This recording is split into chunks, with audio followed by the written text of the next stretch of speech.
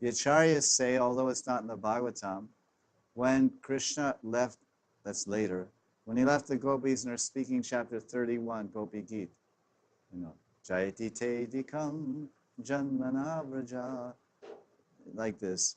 Then Krishna was standing there, and there's paintings like that. You see sometimes Krishna standing there. The gopis are all in a circle. The Yamuna is going by because they went deep into the forest. Oh, it's too dark. We can't see him.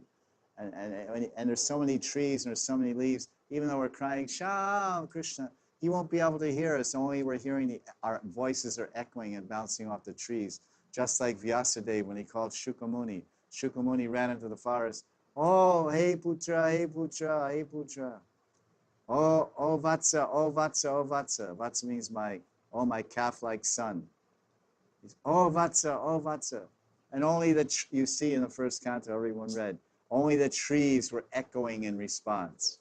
His son was not answering. His son was absorbed in Brahman. He was just Shukamuni. Then finally he came back. And so the gopis went so deep into the forest and crying out, Sham Kahan. And it's very funny because in Antya Lila, Krishna's Kaviraj, a Bengali, writing Bengali book, uses Hindi words. You know those verses? Kahan, Krishna, Kahan. It says Kahan, which means Kotai. Kotai means where.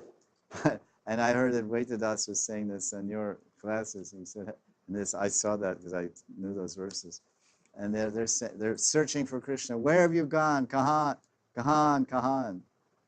And he explained, he said, this is the influence of living in North India, that the Bengali Guru and Pandit, Krishna's Kaviraj, when he's writing Bengali shlokas, the first word, instead of saying Kota, you know that, he says Kahan. You can see in Natya Lila.